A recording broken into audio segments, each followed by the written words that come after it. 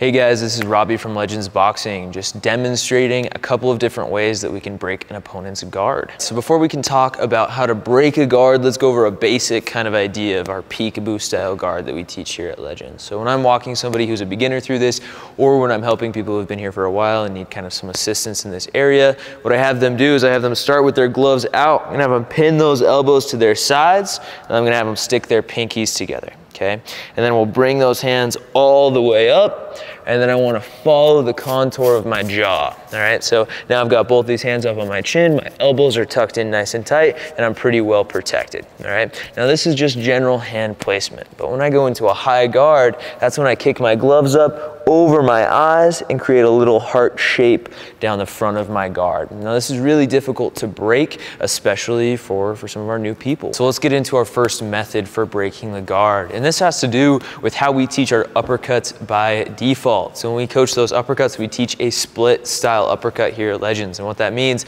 is that my thumb is facing me, right? I'm trying to make the profile of that glove thinner versus turning my thumb off to the side where it's a little bit thicker. So I've got Cassie here helping me out with this next kind of example. But if Cassie's in front of me right here and I'm in that high guard, I got both those hands up. When she comes up with that uppercut off either side, she's keeping that thumb pointed toward her, and she's hoping to break that guard open from the elbows up, right? So whether she does this with her 5 or with her 4, she comes and she splits those hands off either side as she does this. All right, so another method that we have for breaking that guard open is going to be our split jab. So that regular traditional jab that we teach is going to be a cut jab, and this is where I turn that thumb all the way over as I shoot. This is why some boxers will get that cut right over their eyes, okay? But when we're throwing a split jab, the intention is a little bit different. Now, like the name suggests, I'm trying to split somebody's hands open, okay?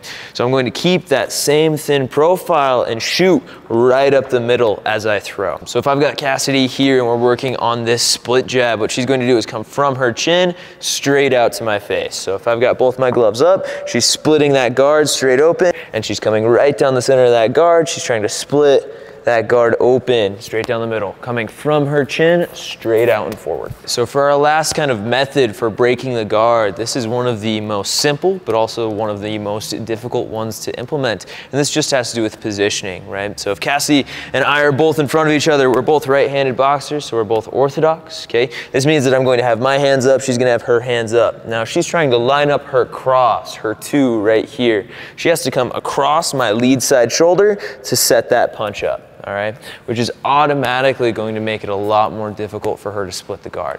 But if she can change the positioning of her feet ever so slightly and move toward her lead side or her left side, then she's lining up that 2. So if Cassie takes that step off toward her left, then she's got that 2 right down the center of my guard. So that last method is just positioning yourself in front of your opponent so that you can line up that shot. All right, so those are 3 methods for breaking the guard. If you guys want to see more examples or more different methods, then let us know and we'll make another video for it.